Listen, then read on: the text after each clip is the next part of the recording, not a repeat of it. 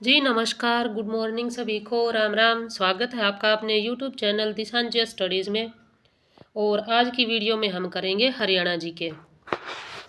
हरियाणा जी के जो है जो हरियाणा की नहरें हैं, हरियाणा की जो नदियां हैं, नदियों से रिलेटेड हम क्वेश्चंस करेंगे।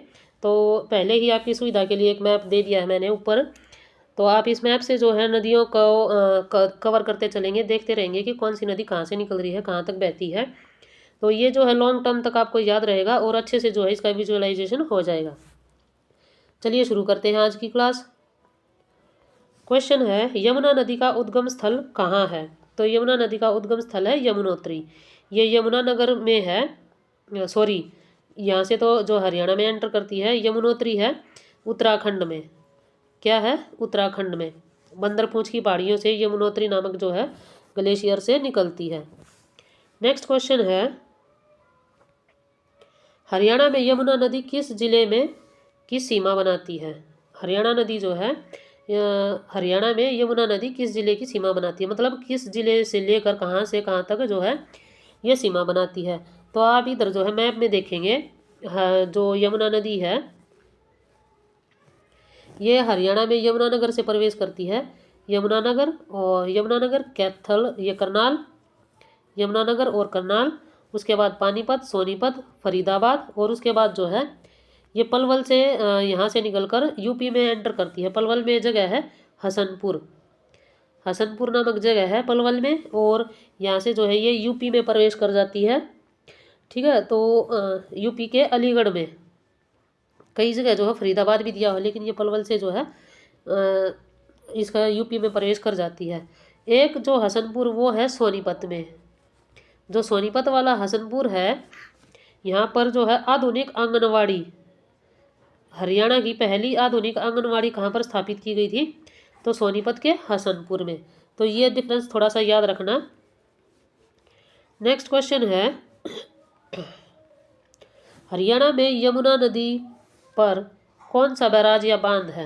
तो ये है हथनीकुंड बैराज। वैसे तो ताजे वाला बैराज भी जो है यमुनानगर में ही है, यमुना नदी पे ही, और ये इसमें जो है हथनीकुंड बैराज को माना है।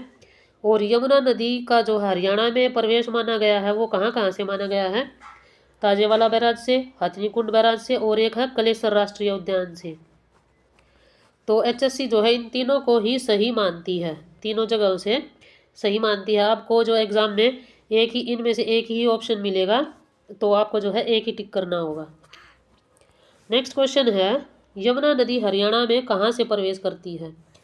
तो ये यमुनानगर से प्रवेश करती है। यमुनानगर से जो है कहाँ से, ये हथनीकुंड बैराज मान लीजिए, या फिर कलेसर राष्ट्रीय उद्यान, या फिर ताजेवाला बैराज। ठीक है, तीनों में से कोई एक जो है वो टिक होगा। नेक्स्ट है, यमुना नदी को भारत की कौन सी सबसे लंबी सहायक नदी माना जाता है? तो ये क्वेश्चन थोड़ा सा ऐसे है कि गंगा नदी की जो सबसे लंबी सहायक नदी है वो है यमुना नदी। कौन सी है? गंगा नदी की जो सहायक नदी है सबसे लंबी वो है यमुना नदी। इसको जो है गंगा नदी की सहायक नदी के रूप में पूछा गया है ये क्वेश्चन।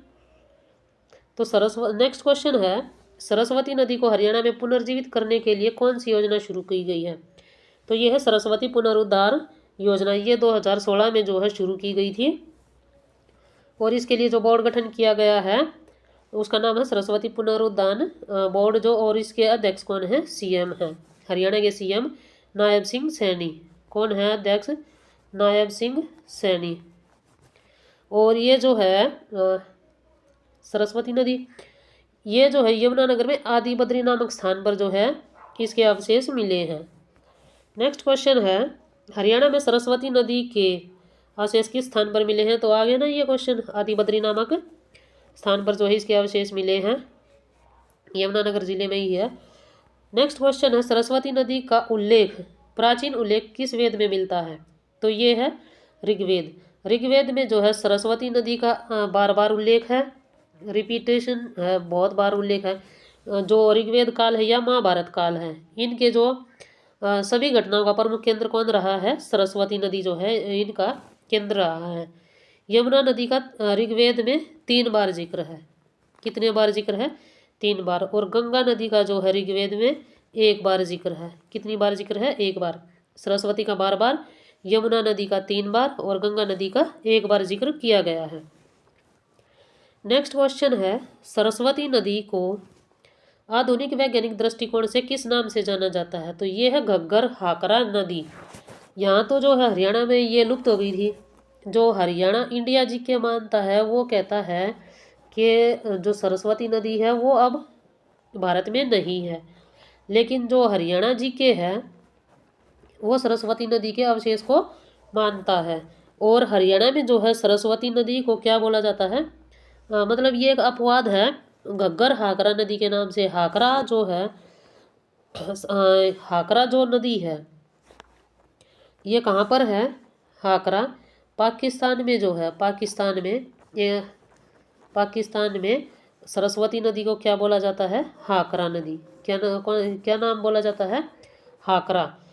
सरस्वती नदी को पाकिस्तान में किस नाम से जाना जाता है? हाकरा नाम से। और हमने जो है हिंदू ये क्या नाम था, हड़प्पा संस्कृति और ये पढ़ा था ना, हाकरा संस्कृति। तो पाकिस्तान में जो है घग्गर नदी या सरस्वती नदी को क्या बोला जाता है? हाकरा नदी। नेक्स्ट है, हरियाणा में सरस्वती नदी के पुनरुद्धार के लिए कौन सी तकनीक अपनाई जा रही है? तो ये है जल पुनरुत्थान तकनीक। ठीक है, ताकि इसको नदी को जो है वो फिर से इसको जिंदा किया जा सके, इस नदी को पुनर्जीवित किया जा सके।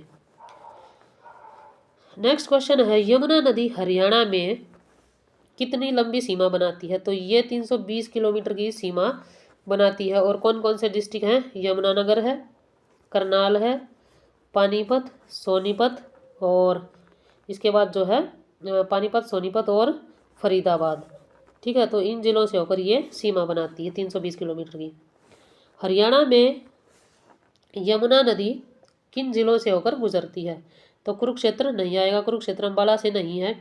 यमुनानगर, करनाल, पानीपत, सोनीपत और फरीदाबाद। तो ऑप्शन बी जो है इसका राइट आंसर है।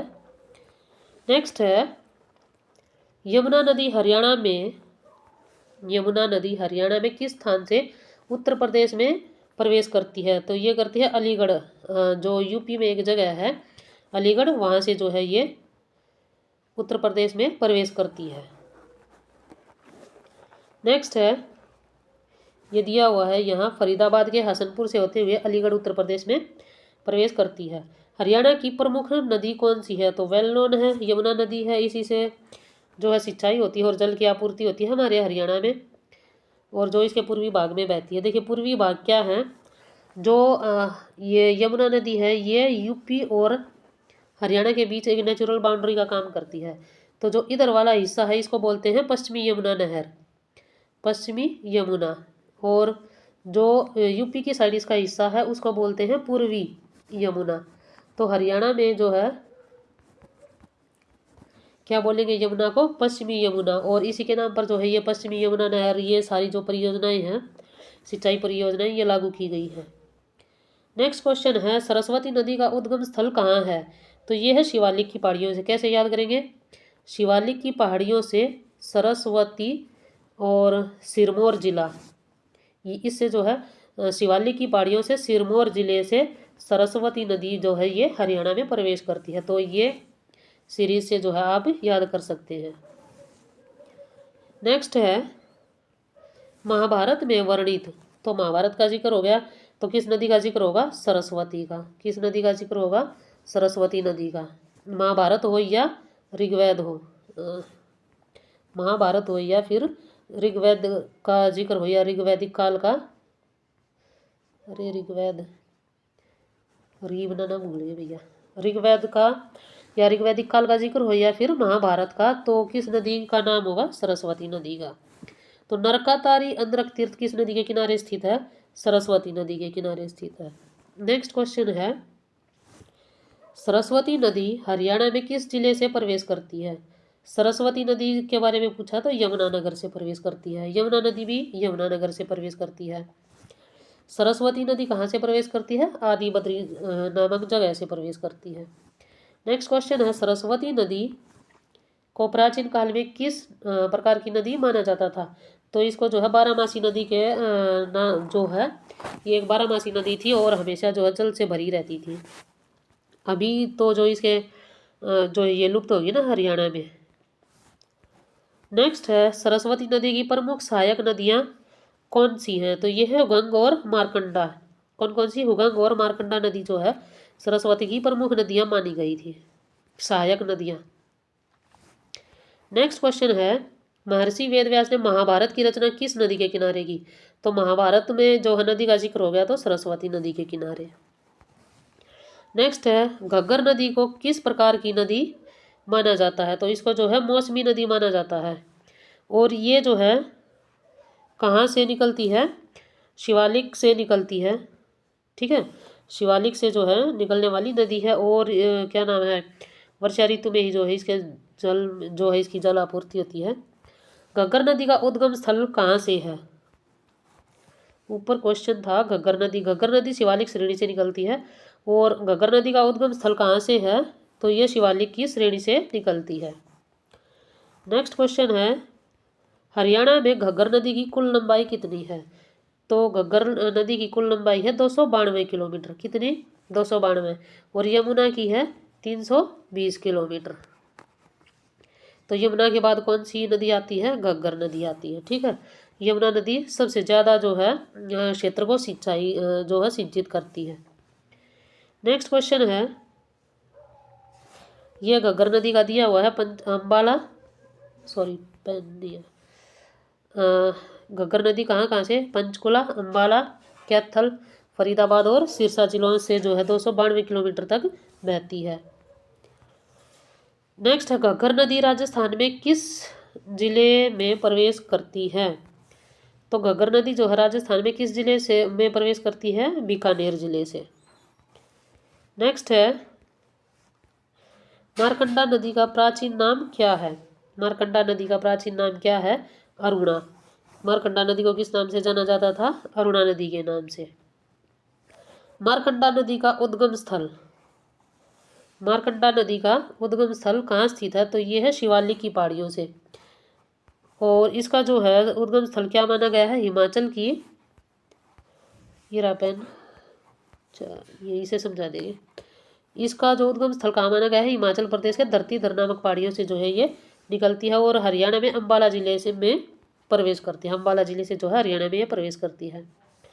हरियाणा में मारकंडा नदी किस जिले में प्रवेश करती है? अम्बाला जिले में प्रवेश करती है। कौन से में? अम्बाला जिले में। और अम्ब से ही जो है काला अम्ब जगह है, काला अम्ब एक जगह है, तो इसी से जो है ये मारकंडा नदी इस स्थान से प्रवेश करती है। अम्बाला से ही काला अम्ब याद करेंगे। मारकंडा नदी हरियाणा के किन जिलों से होकर बहती है? तो ये है अम्बाला, कुरुक्षेत्र और कैथल। इन जिलों से मारकंडा नदी जो है वो बहकर निकलती है। नेक्स्ट है टांगरी नदी किसकी सहायक नदी है? तो टांगरी नदी किसकी सहायक नदी है?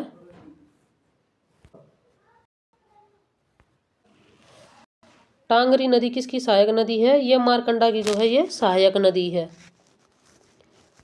नेक्स्ट है टांगरी नदी कहाँ से निकलती है? तो टांगरी नदी कहाँ से निकलती है? टांगरी नदी कहाँ से निकलती है? मोरनी की पहाड़ियों से। टांगरी नदी कहाँ से निकलती है? मोरनी की पहाड़ियों से। जैसे मोर क्या होता है? पंचकुला से निकलती है, पंचकुला से। तो पंच से क्या हो जाएगा? जैसे पंजा, मोर किस पे नाचता है? पंजों पे। और पंजे क्या होते हैं? पैर, टांग होते हैं। टांग टांग करेंगे हम यहाँ, पैर नहीं, टांग। पंजा जो है टांग का हिस्सा होता है और मोर जो है अपने जो पंजे पर नाचता है। तो इस तरह से पंच से पंचकुला में, और मोर जो है ये अपने पैरों पर नाचता है, टांगों पर नाचता है, तो टांगरी नदी। ठीक है, इस तरह से इसको रिलेट करके हम याद करेंगे। तो आज की वीडियो में हम इतने ही क्वेश्चन रहने देते हैं। जो बाकी बचे हुए क्वेश्चन हैं हम उनको नेक्स्ट वीडियो में करेंगे, क्योंकि वीडियो जो है बहुत ज़्यादा लंबी हो जाएगी। तो वीडियो कैसी लगी लाइक, शेयर एंड कमेंट करें और चैनल को सब्सक्राइब करें। तो मिलते हैं नेक्स्ट वीडियो में। धन्यवाद।